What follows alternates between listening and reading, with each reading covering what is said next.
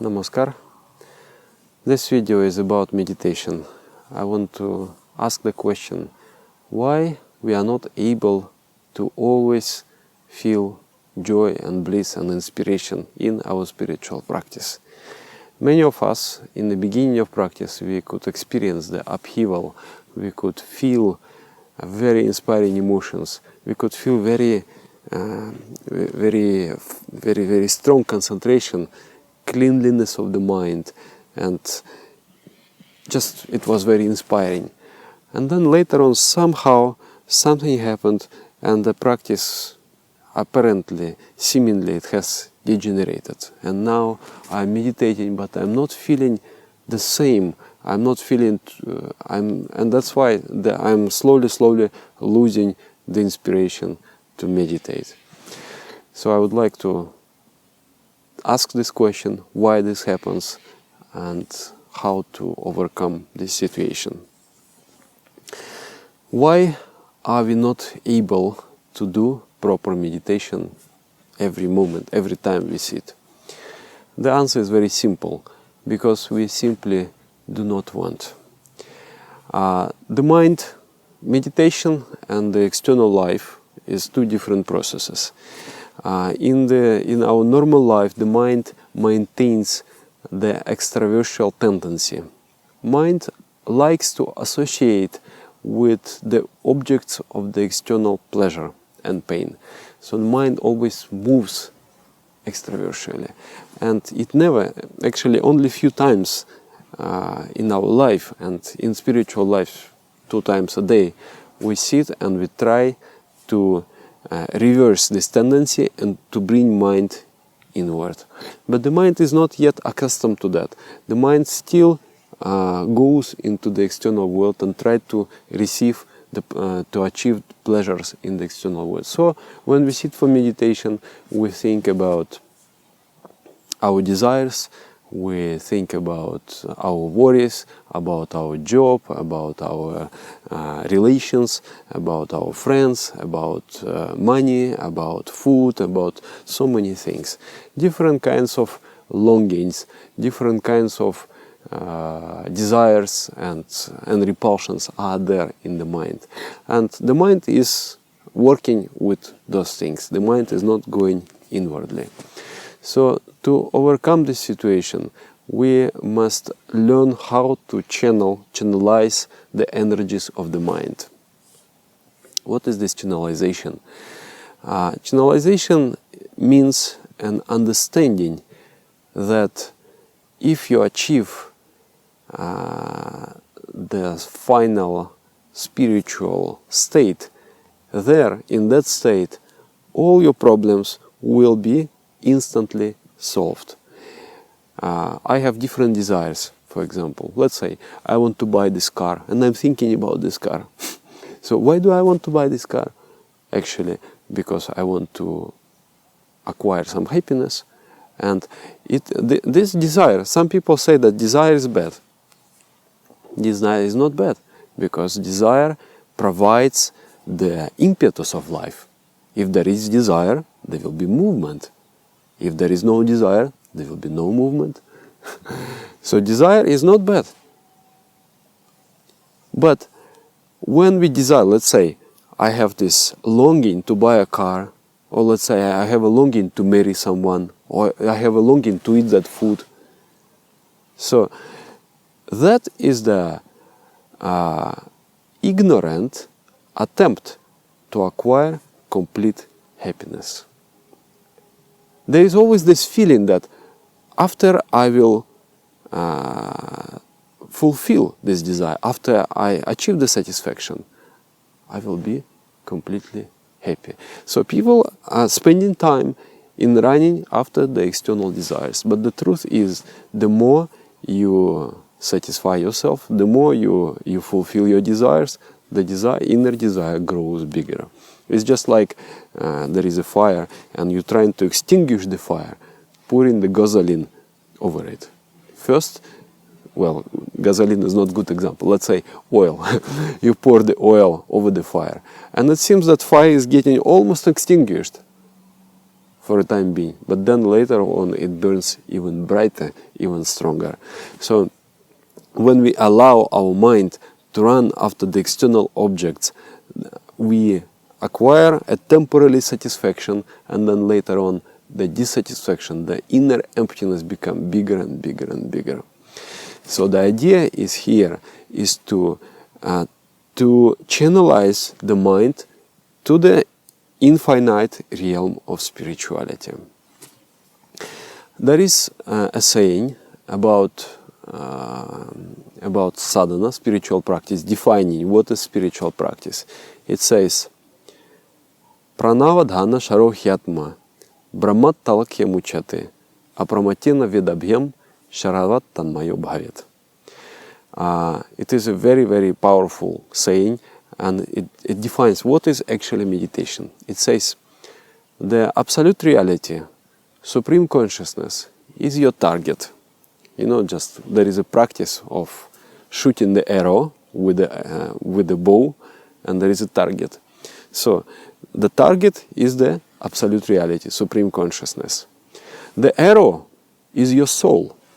Your soul has to fly and meet the target, arrive at the target, arrive and touch with the supreme consciousness.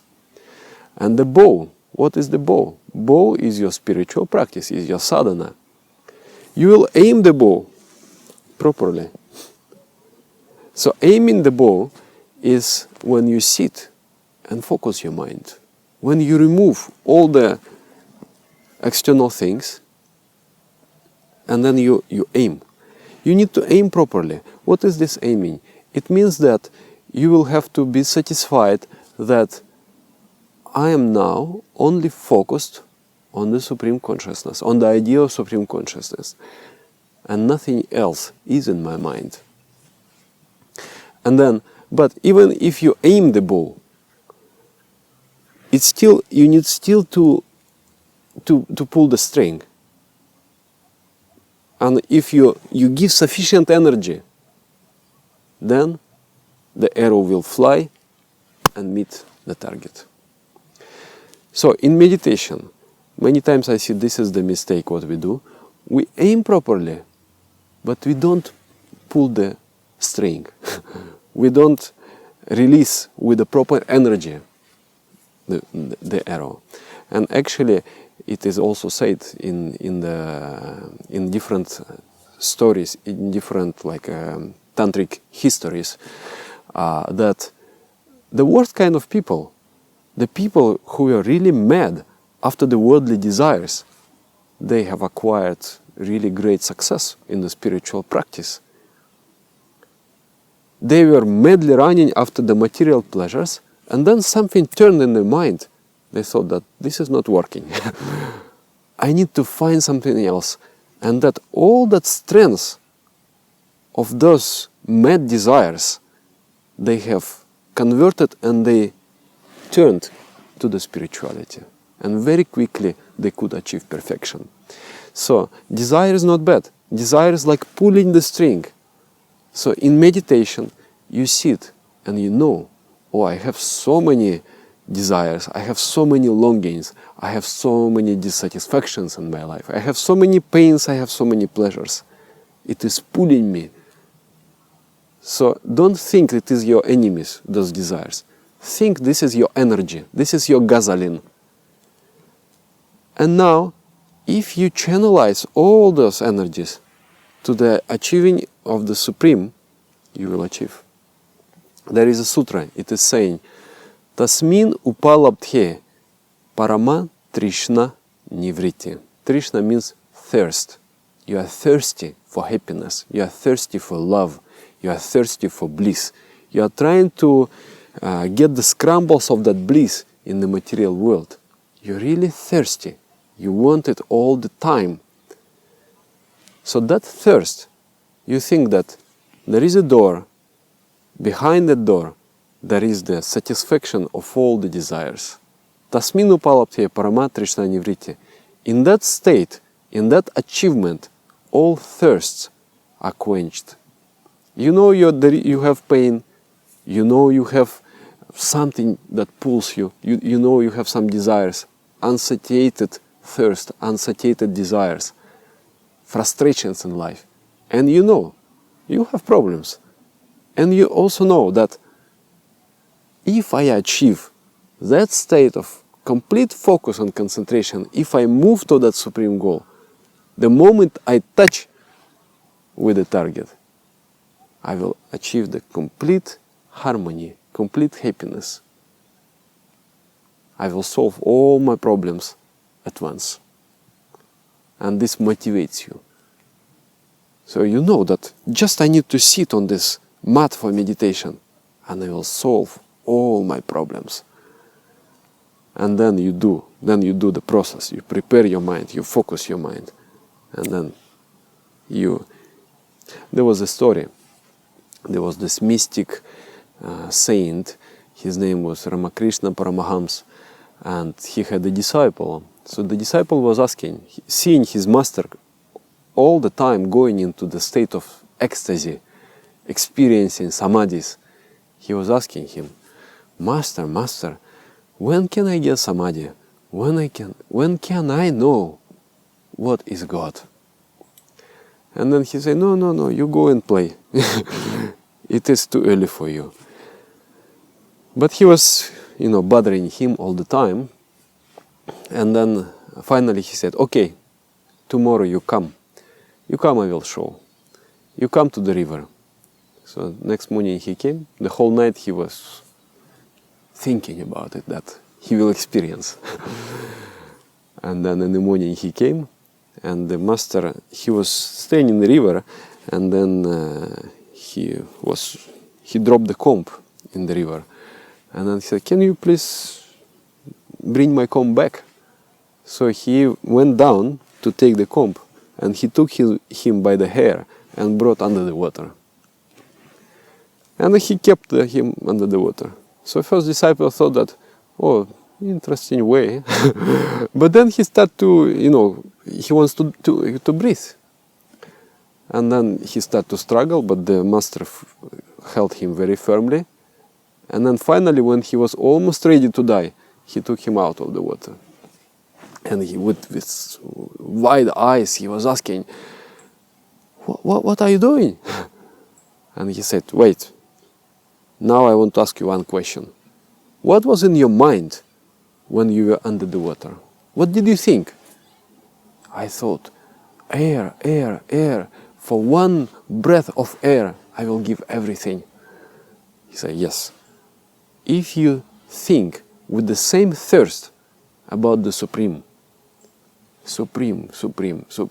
God, for one touch with you, I will give up everything.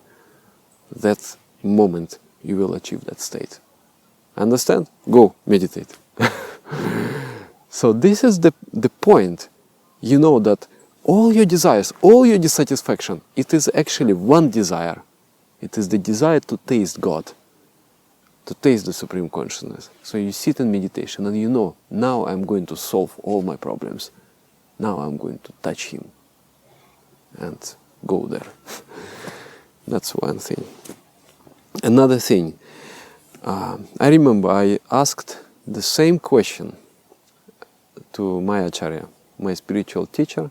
I asked, Dada, in the beginning, I was really feeling blissful. I could just sit and meditate I was very lucky for, I think, first 1 year of meditation. I was really experiencing. Every meditation I would sit, I would fly. And then later on, slowly, it all disappeared. And my meditation has become dry. And I asked him, Dada, what happened? Why did my meditation become dry? How can I repair this situation? Now, if I sit, I don't feel anything. Also, when I dance and I sing kirtan, I don't feel anything. What is the problem? He just dropped one sentence. And I thought about that sentence maybe for the next 5 years. And then I could understand finally. He said, so I see. So maybe you should start doing meditation for Him. For him? For whom? He meant that when we do meditation, we try to go beyond the boundaries of our ego. We want to go from the lower layers of mind, the lower layers of consciousness, to the higher. And naturally, when we begin, our orientation is to receive. I want to get, I want to get, I want to get. The Manipura chakra. Please give me, give me, give me, give me. And when we succeed in spirituality, the orientation is that I want to give. I want to give. Please take it, take it, take it. So in spirituality, when we crave that I want to get something from Supreme Consciousness, you still remain in the lower levels. And there is no bliss. If bliss comes, it only comes due to the grace of the Supreme, because He wants to give you the taste. He is fishing, so He will throw something that you will catch the bite. Then you understand that there is something higher than the material life. Then you bite the bite. And you want to achieve, but you are not able to achieve. The orientation is the same. You are doing it for yourself. But if you start to think that I want to do it to satisfy the Supreme Consciousness, I have come to sit, I am dating with the Supreme. He is my beloved. I am there for Him. I have come. I love Him. Many of us, we think that spirituality is a sort of business. I do meditation. My intelligence will be sharper. My intuition will be sharp. I will achieve so many worldly. I will be successful in the world. I will be, everything will be fine. But actually our life is according to our samskara. It means whatever I have done in the past, today I am reaping the consequences of the past. And spirituality will speed up that process. So many people think that, oh, I'm meditating and so many nice things are happening. Yes, meditation is very good. But if something so-called bad happens, the person thinks, what's wrong? I'm meditating, I'm doing everything properly. Why this misfortune? And then many people, they stop meditation. Because this is a kind of business they do. So, if something pleasant happens, I am inspired to do meditation. And if something painful happens, I am discouraged. One time, one monk, sannyasi, he asked from our spiritual master. He asked him the same question. He said, before I used to enjoy so many different states, and now I'm not able to. And then master said, when in India people eat, there are these plates from banana leaves. They eat and they throw. So later on, the dogs, they go and lick those plates. Don't be like this dog. You are there to achieve the Supreme Consciousness. You are there not for fleeting pleasures, even the spiritual. You know that you have set up to go and achieve that highest goal of life. So I hope pains and pleasures, they will not stop you. Don't be just like a dog licking the plate. Go for the real food. So those different pleasures, experiences, they may be inspiring, but they're not goal of life. We have to be very firm. We have to walk forward, whatever happens. If I'm moving in the complete darkness, Cimmerian darkness, I don't see anything, I don't see any hope, I still have to move, because I have set up to achieve the highest goal of life. So this is also very important. So 2 points. One point is to channelize all your vrittis, all your desires to the Supreme. Know that actually I want so many things, but actually I want only one thing. Desire it with the full might of your soul.